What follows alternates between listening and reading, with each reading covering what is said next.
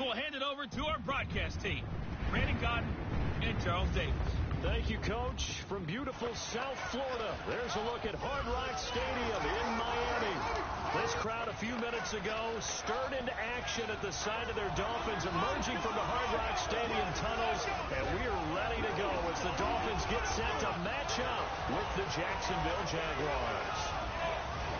Hi, everyone. Brandon Gaudin, Charles Davis. Charles, you look at the Dolphins as they interplay in this one. They come in losers of 2 straight, so they're trying to right the ship here a little bit. They're teetering a little bit, aren't they? And now things could really go south if they lose this game, so they understand the importance of playing well and stopping this streak. Meanwhile, for the visiting Jaguars, they're hitting their stride of late. Winners of 3 of their last 4.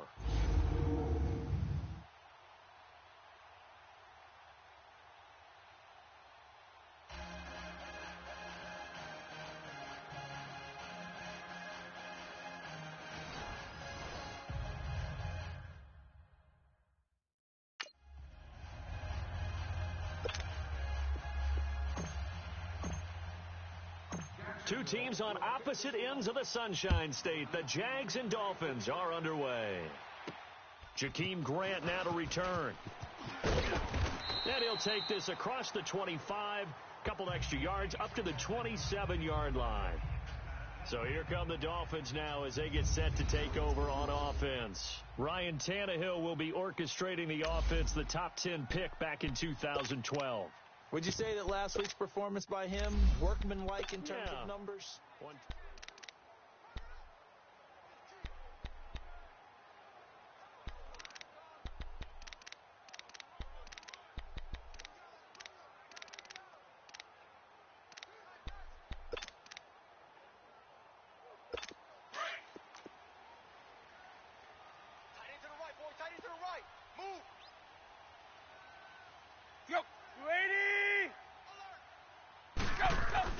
Now a first down throw, Tannehill. And his first pass is incomplete. Anytime a defense can sit back in a zone like that, it tends to create a lot of congestion in the middle of the field. Makes it very hard to slot one in. Looked like I-4 at rush hour in your hometown of Orlando, Florida. An absolute mess. 30! Hot! On 2nd and 10, Tannehill. And that's incomplete.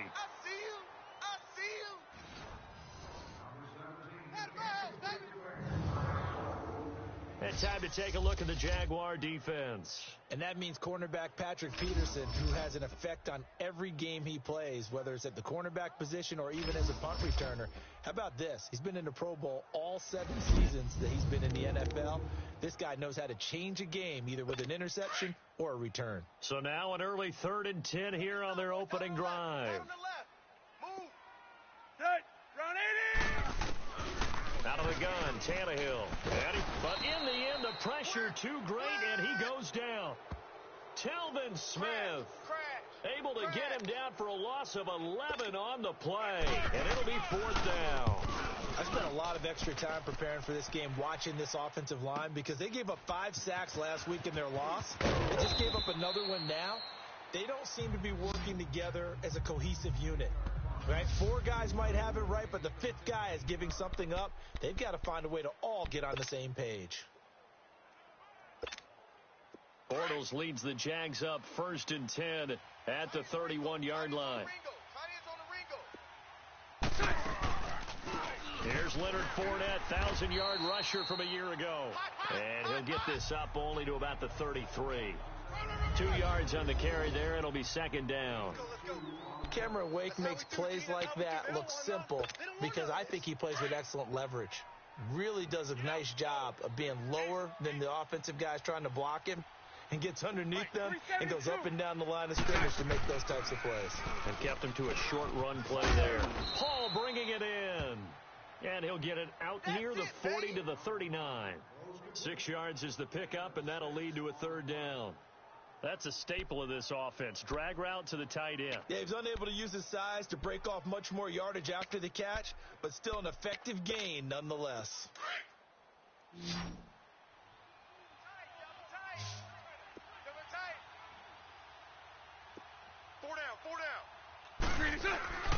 They'll try and run for it with Fournette. And he's got the first down yardage before he's brought down at the 42. Only 3 there on the pickup, but that's enough to move the chains. I haven't met a football team yet that runs the ball successfully that doesn't talk about having an attitude to be a running football team, right? You got to be able to put your nose in there, smell where the first down sticks are, and get there.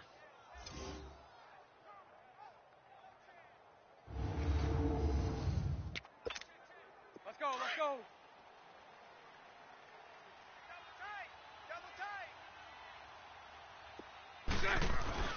Bortles now on first down. That one complete to D.D. Westbrook. And he'll get it into enemy territory just across midfield at the 49. 10 yards on the pickup there, and it'll be second down. One thing we do know, he's going to get his catches. So as they move forward defensively, got to continue to focus on not giving up the big play when he does catch the ball in the secondary. So 2nd and inches after that first down completion went just shy of the marker. And he'll go down shy of the 40 at the 41. It's an 8-yard pickup and leads to a new set of downs. 2 first downs have him up to the 41 now for 1st and 10. He wasn't ready. He wasn't ready. Let's go. Bortles now on first down. And incomplete. He dropped it. Maybe a rookie mistake there. 2nd down. We know it's not an easy job to go out and catch passes when people are trying to tackle you and knock the ball away. But the bottom line is, that's a pass he's got to have and a pass he should have caught. Here now is 2nd and 10, again from the 41. Bortles will try again on 2nd down. Dancing to his left. 10 yards there, good enough for a Jags first down. Well, he did a nice job keeping his eyes downfield, waiting for someone to get open. But once the pressure forced his eyes down to see the rush, it was time to make a break for it. Line of scrimmage, the 31 now on 1st and 10. Fournette, a first down carry. And he's going to get this one down to the 30. The defensive end, Cameron Wake, brings him down. One thing to keep in mind, partner, especially in the second half, when you've got a running back of this size, of these dimensions, I can just tell you, attrition does set in for a defense because you're excited about hitting him in the first half. Maybe not so much in the second half, and some of these shorter gains turn into bigger runs later. He completes it to Westbrook, and he'll be brought down at the 27-yard line. That throw good for only a couple. It brings up 3rd down. One thing you're hoping for when you run drag routes, you're able to hit a receiver in stride, and he can pick up a lot of yardage after the catch. But in this situation, the defense was effective, able to stop him before he could get a good head of steam going. Lucy. Hank. 372. Throwing his Bortles on 3rd down. That's into the hands of Westbrook over the middle. And they'll be inside the 25 now at the 24. They get only 4 that time as that leads us to a 4th down. Well, we hear so often how tackling has become almost a lost art in the NFL game. But it's so important to tackle well on these receivers, especially in a play like this one. 3rd down, they gave him the underneath stuff. You got to go and make the tackle right away. So the field goal there caps what winds up to be an 11-play drive. Well, partner, that's a lot of offense to run there to only get 3 points. So I just wonder, are they going to recycle those plays because they were successful in getting 3? Or do you go to another section of the playbook trying to find ones that get you into the end zone, get you 6? The Dolphins offense now working their way back onto the field as we grind toward the end of the season here, and they haven't had the season that they had hoped. So let me ask you to play GM. Where might they look to make some changes? I think when you look into the upcoming draft, think hard about them drafting multiple offensive linemen. They've got to get stouter up front. And as a GM, it always tells me, Charles, this is a big boy league, and big people always end up winning games for you. After the loss to start out, here's 2nd and 11. 30. On 2nd down, it's Drake.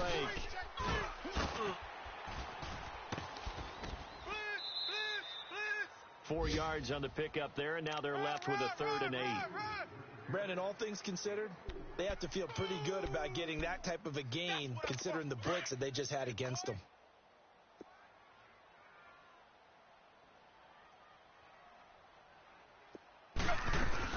Throwing on third down, Tannehill. And Wilson has it.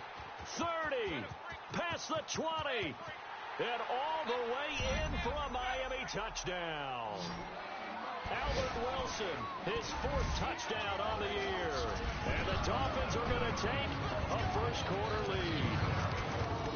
And correct me if I'm wrong, that was just a simple fly route, wasn't it? No, there's nothing to correct at all. You've got it down pat. And I just remember as a player, when I'd be in practice sessions and I'd hear 9 from the receivers, that meant fly route, go, look out.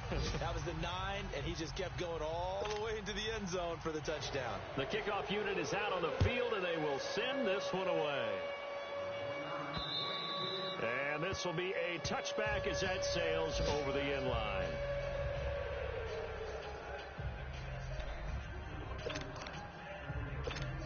And as this offense makes their way back out, it's AFC playoff race time as we give you a look.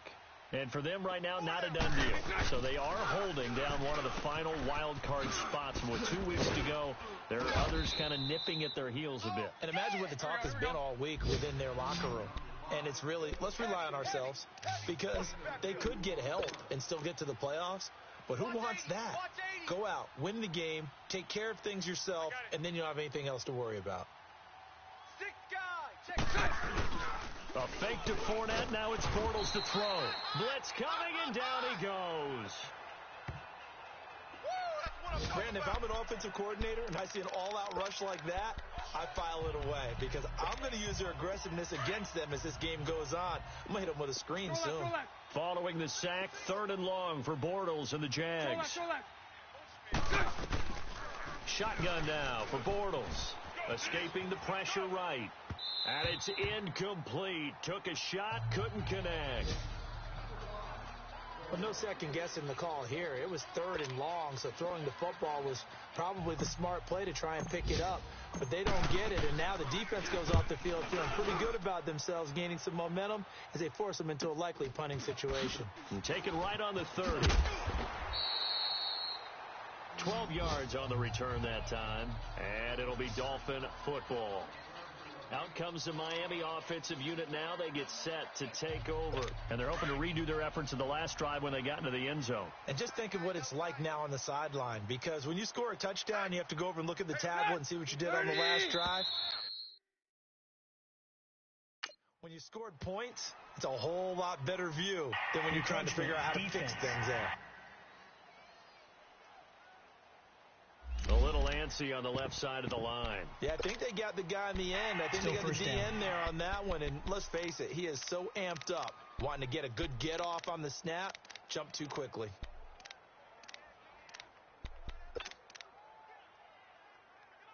A boost here to start the drive. After the penalty, it's 1st and 5.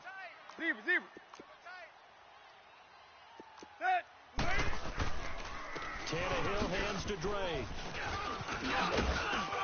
And he'll get it down to the 47 here. It's a 7-yard gain there, and it's good enough to move the chains.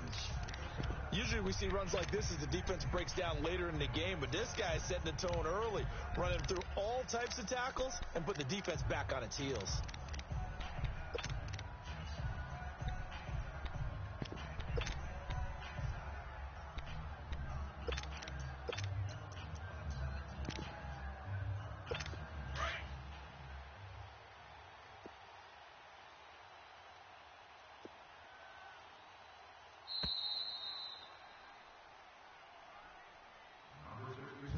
And before they can run another play, the clock hits 000. And time is up on the first quarter. The Dolphins with the early lead. And we'll be back to South Florida after this.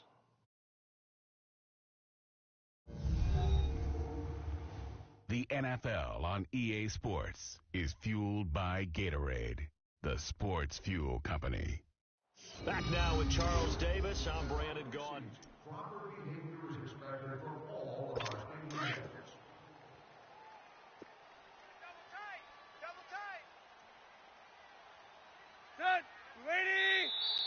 Now contact up front as penalty markers come in. Who is this against?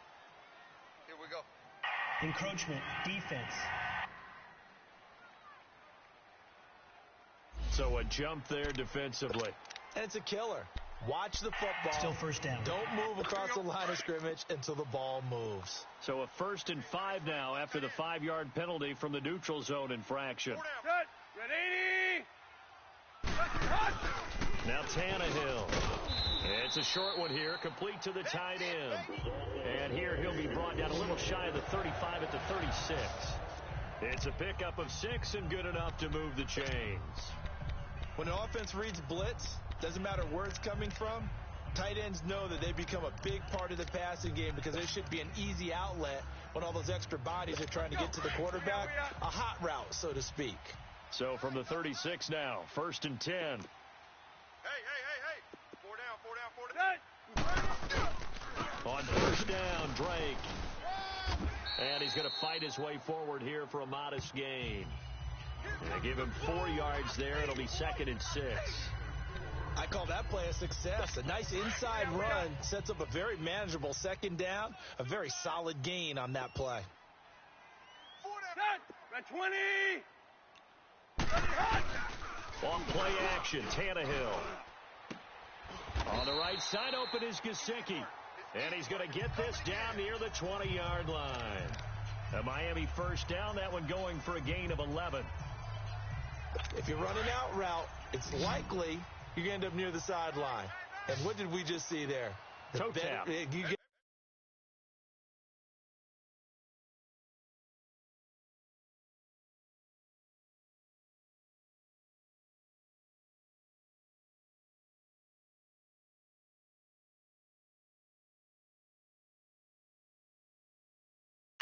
The benefits of practice. Toe tapping, foot dragging, picking it up, and making sure it was a catch.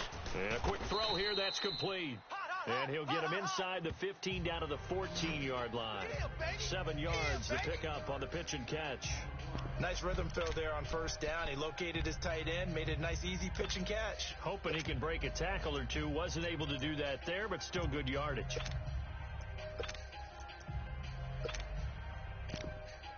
Able to get 7 on that 1st down pass play. 2nd and 3. Where you at? Let's go. From the gun, here's Tannehill. And it's caught. And stopped a few yards shy of the goal line at the 3. Tannehill with a hook up to Parker for the Dolphin 1st.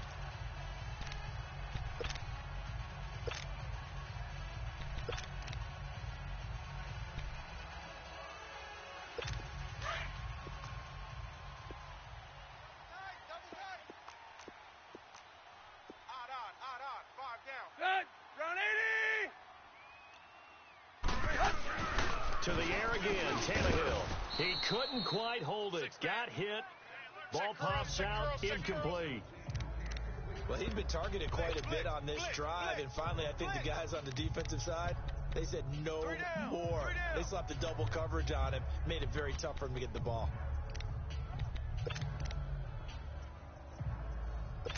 They'll go again from the 3 here on 2nd and goal.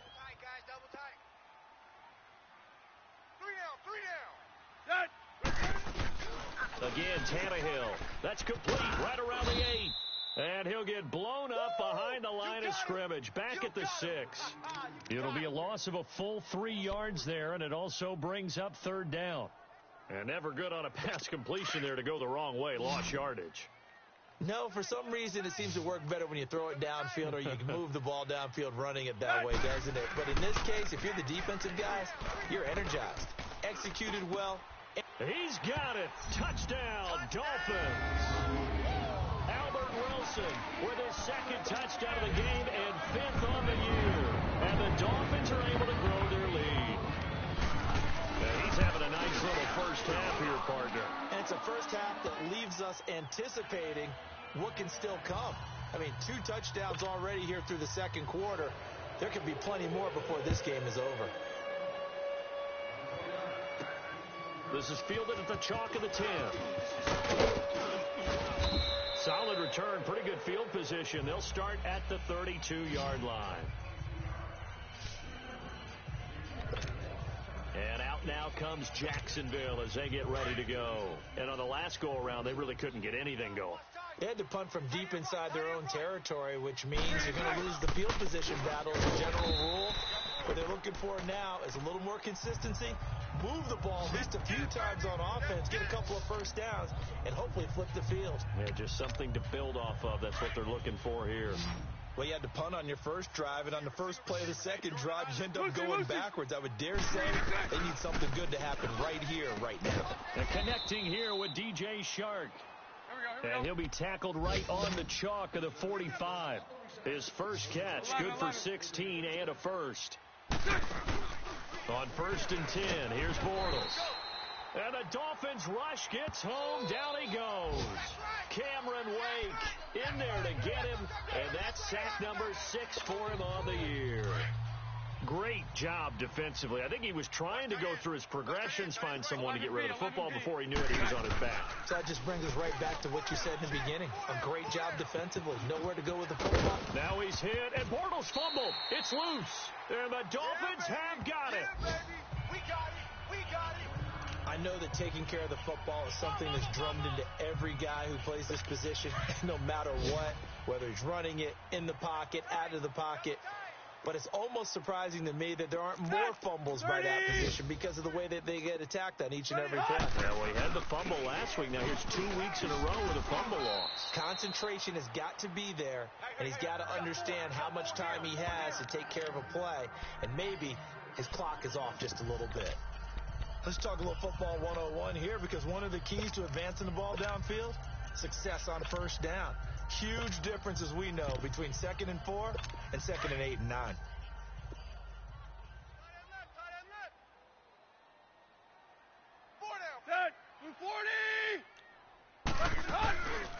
First carry for Frank Gore back home here in Miami. And nothing doing. He's immediately taken down at the line of scrimmage. No gain on the play that time, and they'll look to convert on what will be a 3rd and 4.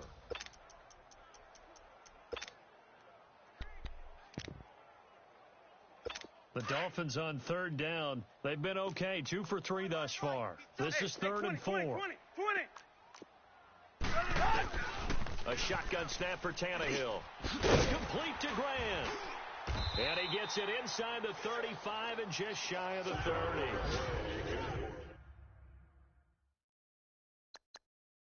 It's his first catch, and it'll be good for 15 and a first down.